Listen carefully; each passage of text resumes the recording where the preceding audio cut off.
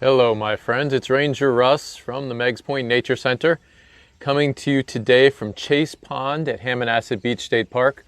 Starting early today, there's lots of bird activity that I wanted to get before they all left. If you look there, you can see flocks of starlings flying across the sky. So off to the right, there's a tree still loaded with starlings that are making a lot of noise over there.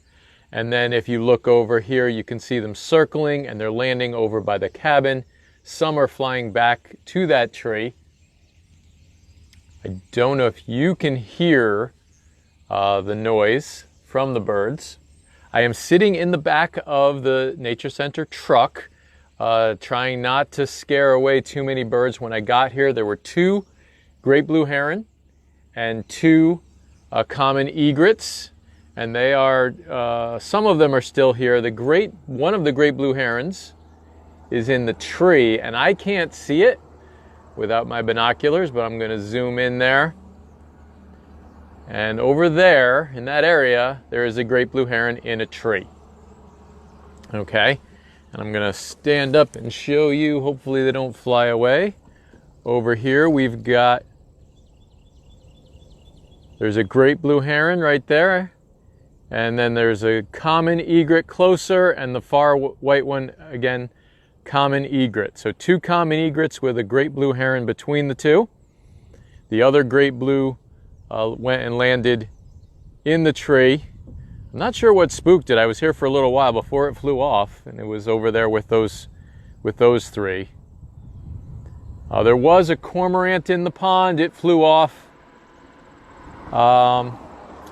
And then this morning, the reason I chose this program, this morning this pond was loaded with Mergansers. And I knew that they would probably all leave by the time it was 11 o'clock. But I do have some things to show you, examples of Mergansers. So today my favorite animals are shorebirds. Particularly, I'm going to be talking about the Mergansers. And I thought, ooh, look, is that a cormorant there? Flying over? Is it going to land? No, it's circled back on me. And it's heading away. All right. That was a cormorant. That would have been cool too. All right, so let's do the introduction. First of all, Meigs Nature Center is currently closed. However, Hammonasset Beach State Park is open, and I'm sure you can hear the cars driving past me.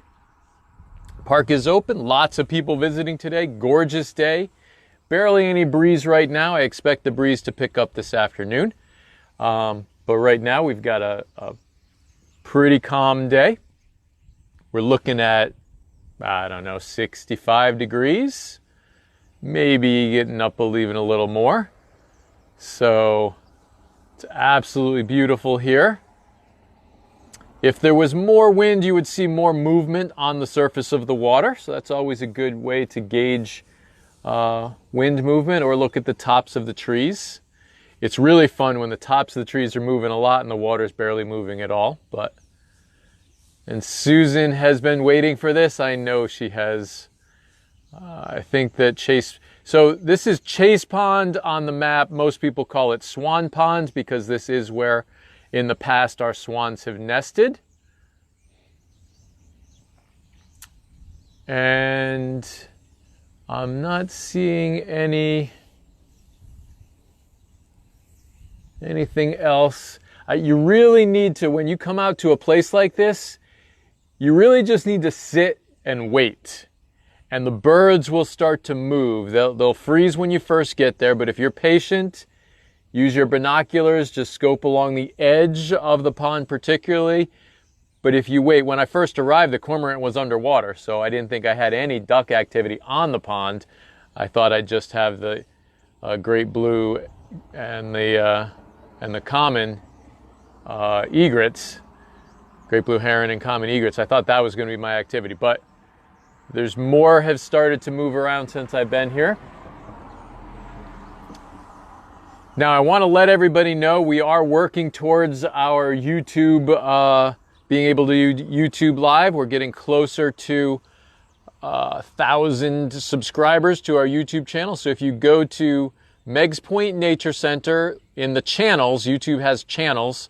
So look at the Meigs Point Nature Center channel, and then you can subscribe to that channel. I would appreciate it. But also, there goes one of the egrets. It's going to be flying across your field of view here. There it goes. Very cool. Well, look, it's going to land right there. How cool is that? Right there. And look, it's already fishing. And when I first pulled up, I was still in the cab of the truck. One of the great blue heron caught a fish right there. I got to watch it right next to where the truck was. So it was very, very cool.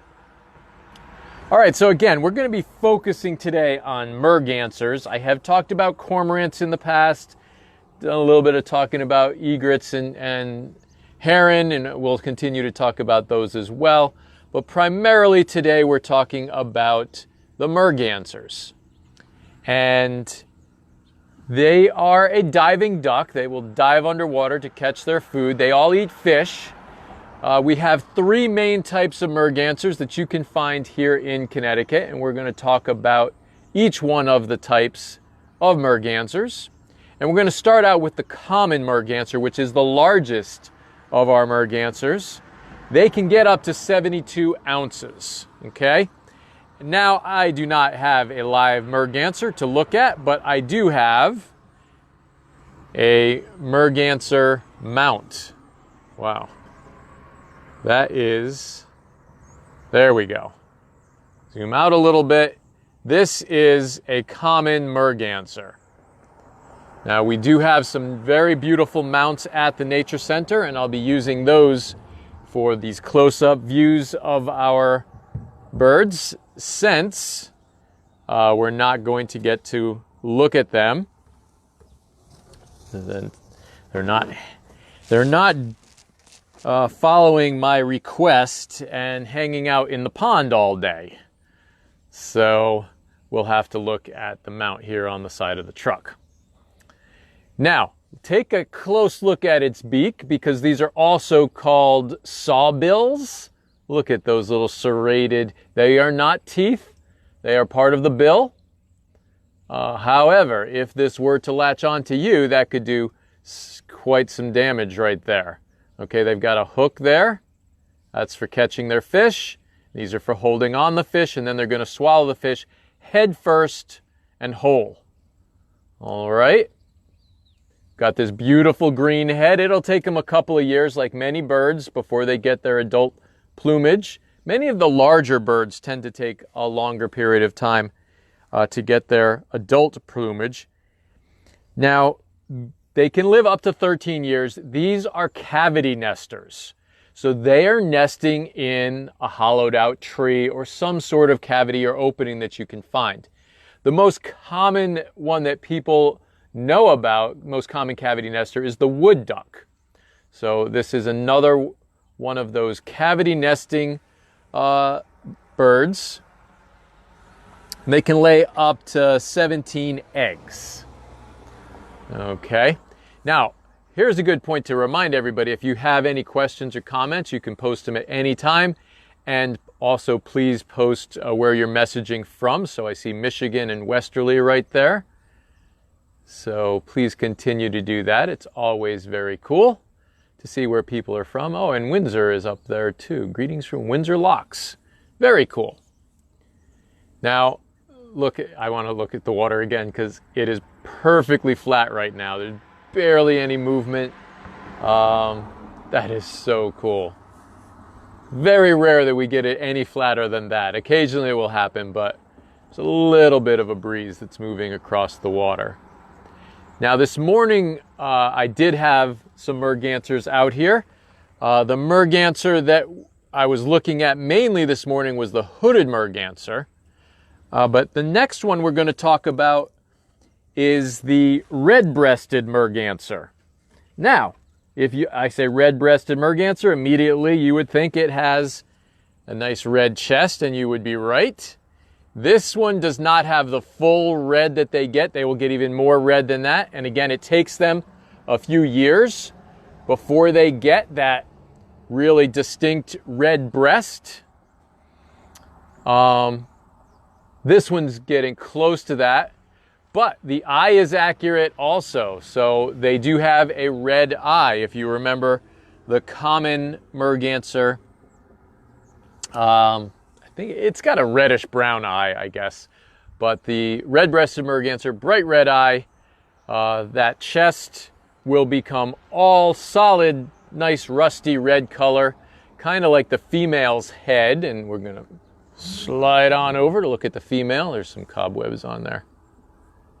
These exhibits are on display at the Nature Center. So you can go there and take a look when the building is open and get a closer look at them.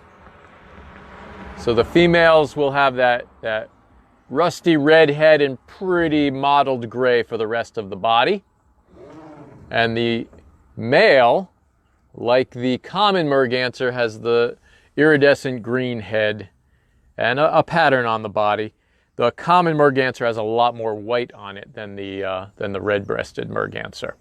And the red-breasted Mergansers also do not get as large as the common Merganser. The commons get 72 ounces, where the red-breasted Mergansers will max out about 47 ounces. And like many birds, the females weigh more than the males, up to a third larger. So you would expect that 47 ounce would be closer to the adult. And I mentioned that it does take them up to 2 years to get that full plumage. They don't live very long. They only live max out. I shouldn't say about. Maxing out. Whoa. Look, we've got great blue heron flying by, 2 of them.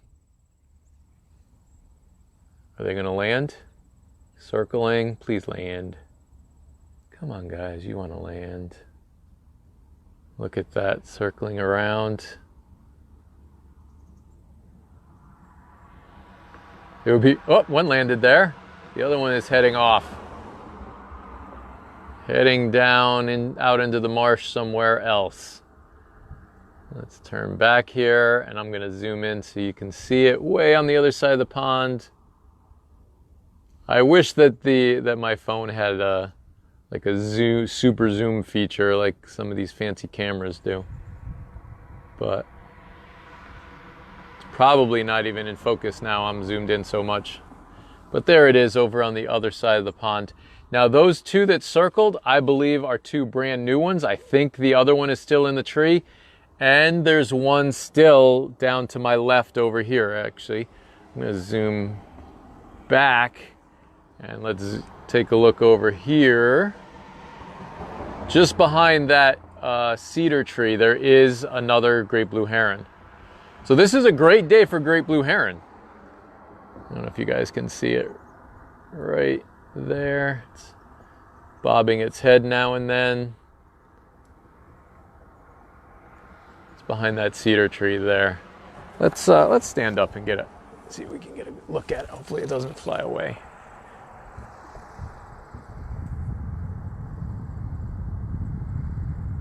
All right, can we see that a little better? There we go. There's a view.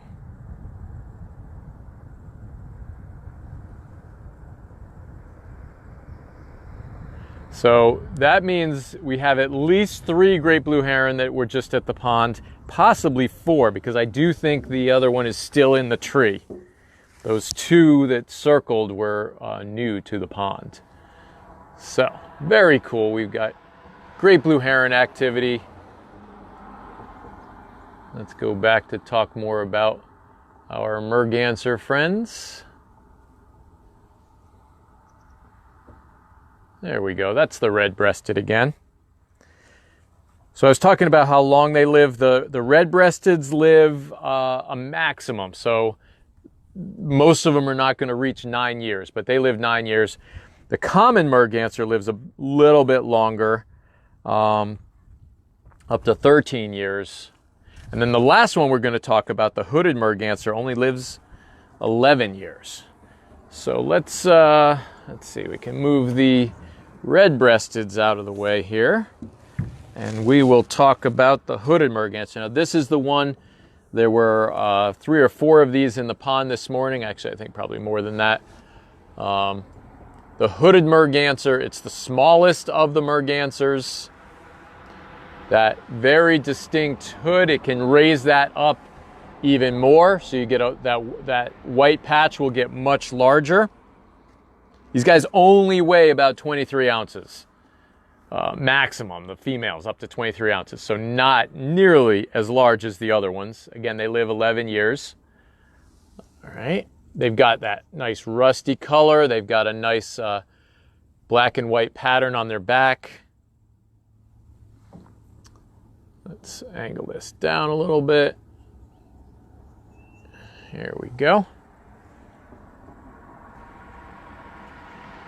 I'm going to lower the, there we go. All right. Susan says several on the east coast of Michigan.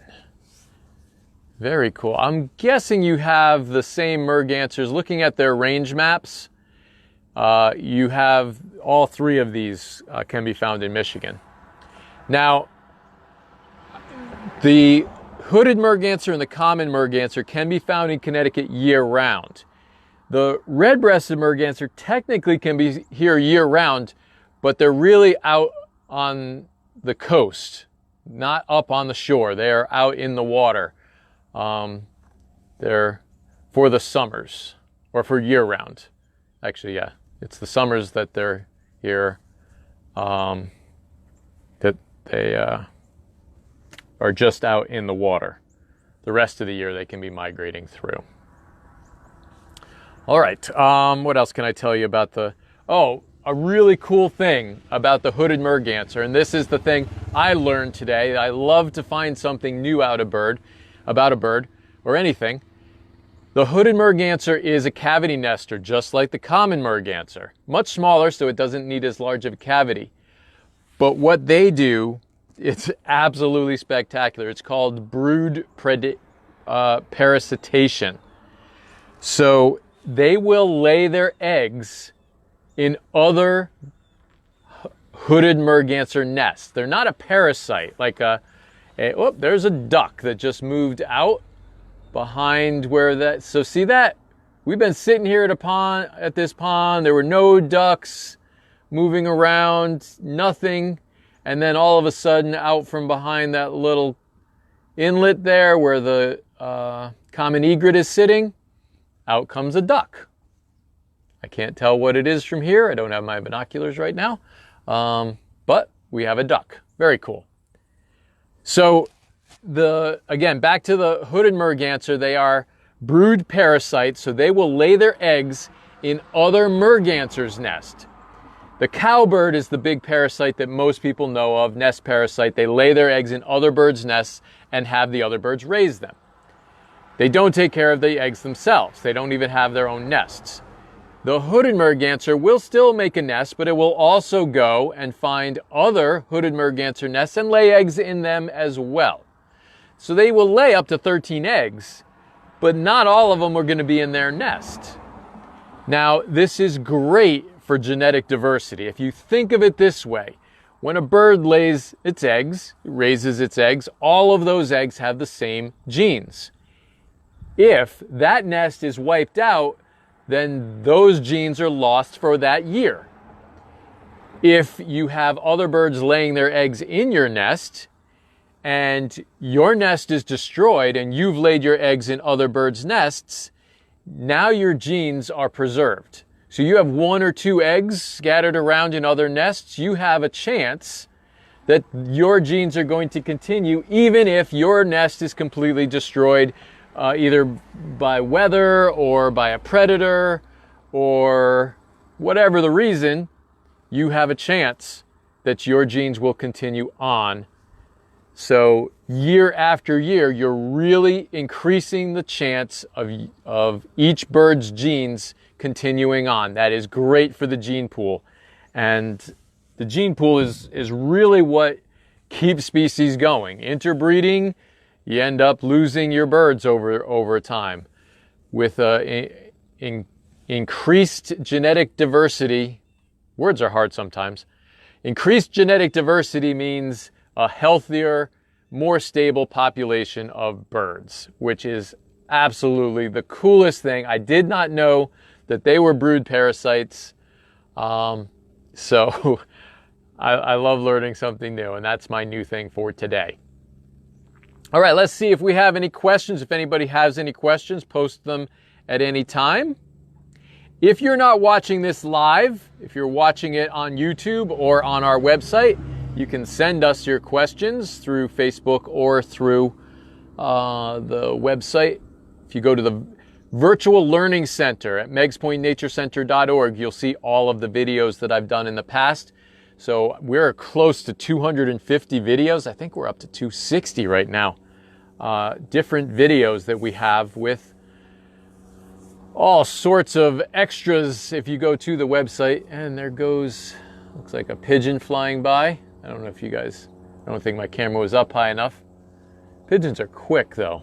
I got across that skyline very quickly. Again, you can visit meigspointnaturecenter.org, the Virtual Learning Center, and learn more about each of these videos with vocabulary, words, and fun facts. And if you are looking for something to do on this beautiful afternoon, you can print out a word search or a crossword puzzle and bring it to your nearest park. The no Connecticut resident is farther than 15 minutes from a state park, forest, or wildlife management area. So get out and enjoy Connecticut state parks. Think of them this way. Connecticut State Park, if you're a resident of Connecticut, it's your backyard. So take advantage of that and treat it as if it's your backyard. You wouldn't want to leave your trash in your backyard, so you wouldn't want to leave trash at a state park either. Looks like I've got a question here. Is the snow goose still hanging out at the park? That snow goose I only saw for about a week after the video. Have not seen it since. Someone saw it after the last time I did, but again, that was about a week after the video. So, no more snow goose, unfortunately. However, we've got a cormorant thinking about landing. It's got its hover wing shape going. It's thinking about it. Come on, it's coming in for a landing, and there we go. Beautiful soft landing of a cormorant. Very cool. Let's move the merganser out of the way. You guys can watch the cormorant start to... So the cormorant has a lot in common with the mergansers. They're both diving ducks. Oh, there goes our duck. That's a black duck. Made a lot of noise. Black ducks, they look like female mallards.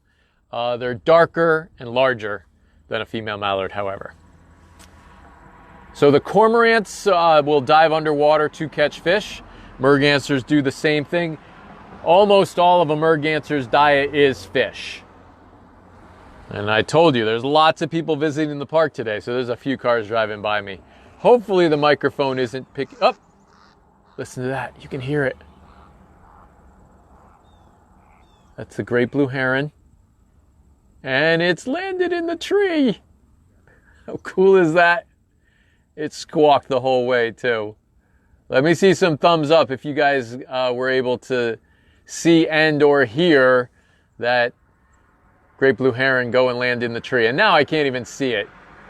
A giant bird landing in a tree, you'd think it would stick out like a sore thumb, but they just blend right in. That blue-gray mottled color of the heron is such a great camouflage. So I'm looking around. Oh, there goes the another egret. Looks like it's flying from one side of the pond to the other. You should see it in the picture there, and it's landing next to its buddy. Oh, here comes the cormorant's going to go right over. There it goes. Oh goodness, so much activity. I got to keep up with this. I really need to create like a bird blind in the back of my truck. But these birds are really used to cars parking here. We have a little pull-off right on the side of Chase Pond. And I know Susan comes and enjoys this. You just pull right over and you can go bird watching from your car. We call it drive-by birding here at Hammonasset. So many people are able to just drive around the park and do birding. I think it's one of the biggest advantages of Hammonasset Beach State Park is you can do birding from your car. So if you're an amateur birder and don't want to spend all that time sitting out in the cold, or if you're really susceptible to the cold, if you have an illness or something like that, you can't really expose yourself to the bad weather, you can sit in your car with your binoculars and do bird watching. Very, very cool. The egret that just landed walked already. It's out behind the little spit of land. Where those egrets are hanging out is usually where our swan nest would be. And a couple of years ago, was it last year or the year before, we lost both of our swans. Not sure what. There are coyotes here. Oop, here's something else. Looks like another great blue heron flying overhead. Is it a great blue? Can't see legs. Usually the legs really stick out on the great blue heron. Oh, that's an osprey. I think just the other day I was talking in my program that we probably would just see a straggler osprey around, and now we've got one circling here. Look at that. So it's 99% sure that's going to be a juvenile that just has not migrated out yet. But we do have an osprey still at the park in November. Now, it's not completely unheard of. Usually here at the park, I'll see one around Thanksgiving time. So that one is probably a northern osprey that's migrating through, and it's just looking for a quick meal as it passes over Hammonasset, and then it's going to continue on its migration. Oh, this is just absolutely beautiful here. So I was mentioning that you can drive through the park and do some great bird watching. Right now, the truck really acts as a great little place for me to do my program from. I've got the bird mounts here with me and my camera. The osprey is circling way off. Oh, there, it's behind the trees now. That's neat. There goes there's a red-winged blackbird going by. I can only tell because it did a little sound. There's a small flock of birds, and I can't tell what they... You know what I forgot? Actually, there's in my truck. I've always got a pair of binoculars. I didn't bring binoculars to the back of the truck. It really would have helped me identify these things for you. The osprey is circling far off over the campground, right in that area there. I'm not sure if you'll be able to pick it up, but that is so awesome to have an osprey here. Now, what else do we have? Oh, off to my left, it looks like there's still a great blue heron hunting here. Off to my left. I'm noticing a lot of people are pulling up to this little area and looking. I don't know if they're just watching me because I'm sitting in the back of a truck, or if they're actually looking at the birds and then pulling on. The other really neat thing about Chase Pond is the purple martin houses that are right next to it. It's the largest purple martin colony that we have at the park. We've got two colonies here. There's one at the Nature Center and one here. And you can observe the purple martins from this little pull-off as well. So, great place to do some bird watching in the summer, and an absolutely gorgeous spot on a beautiful fall day like we have right now. All right, let's see. Any questions? Again, please go to and subscribe to our YouTube channel. You can watch all of these videos are saved on Meigs Point Nature Center YouTube channel. They're also saved at meigspointnaturecenter.org in the Virtual Learning Center. You can watch these programs live Tuesday through Friday at 11 o'clock. And this evening, I'm going to be doing a very special program. It's not going to be on Meigs Point Nature Center Facebook page. I am going to be going to a place called Hope, and we are going to have on a place called Hope's Facebook page, Owloween. So this is the 14th or 15th year that Owloween has occurred. This one has to be virtual, so you will be able to see 5 different owls, 4 different species of owls on a program, and I'll be emceeing between there. So you can see me and the live owls 6 o'clock this evening on Facebook Live. A place called Hope, Facebook Live. It's going to be a lot of fun. Still haven't decided on my costume yet, though. So a whole bunch of starlings just landed there. And a question: are mergansers oiled? Good question. So the cormorants don't have the oils that keep them waterproof like most ducks. The mergansers don't have as many oils either, but I believe, and now this is just, I'm not remembering this completely, but I believe that the mergansers do have a little bit of oil, but they don't have those waterproof oils that the dabbling ducks have. They need to get underwater, and to reduce buoyancy, they can't really be completely waterproof. That makes them too buoyant. So I think that they've got some oils, but nowhere near what a dabbling duck has. But I will look that up. That'll be a good one to put on our virtual learning center. I actually thought of that question on the drive from the nature center here. I could have looked it up while I was at the nature center, but we'll have to check it. Starlings have landed around the corner over there. There's a little in front of that cabin. That's where the stream goes to the main part of the salt marsh. That's how the water gets here. I will zoom in there. So this pond is a brackish water pond. Depending on the time of the year and how much rain we get, will determine how much salinity is in the pond. But it is connected over to the salt marsh. Eventually, if you go, that stream goes all the way over to Tom's Creek and then out into Long Island Sound. We had, originally, the park actually had 2 of these ponds. The second one was filled in when they were going to put the railroad trolley into the park.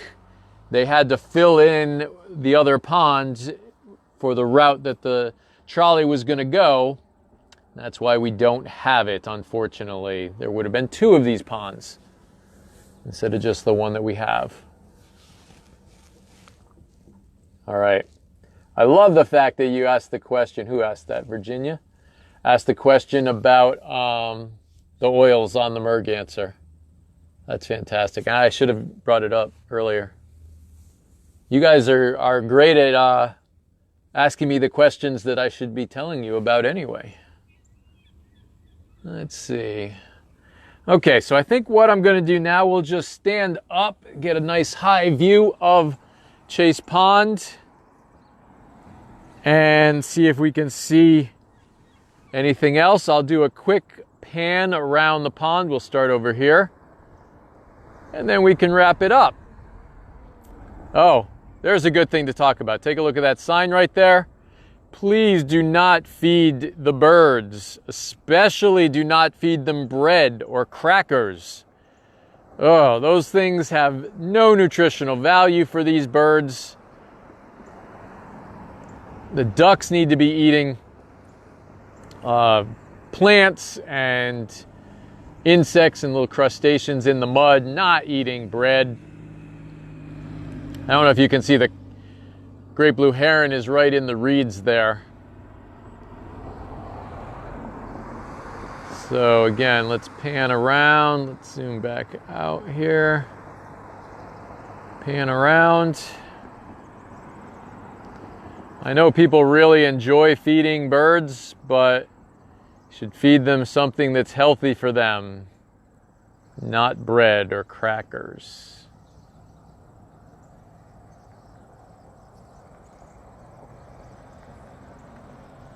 It's hard to pan slowly with this the gimbal. It's very touchy. There we go.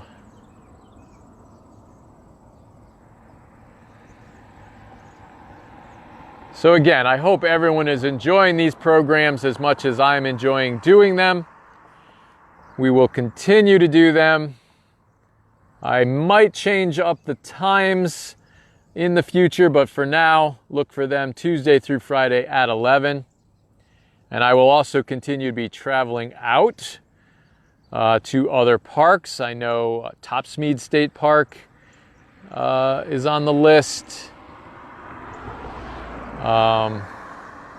Actually, there's a few really cool places that I'm looking forward to going, and some places that I've never been before, so I'm looking forward to those as well. So again, this is Ranger Russ coming to you from Chase Pond at Hammonasset Beach State Park, also known as Swan Pond. Thank you all for tuning in, and I will see you, hopefully all of you, this evening, 6 o'clock on a place called Hope's Facebook page for 4 different species of owls. Thank you again. This is Ranger Russ. Until next time.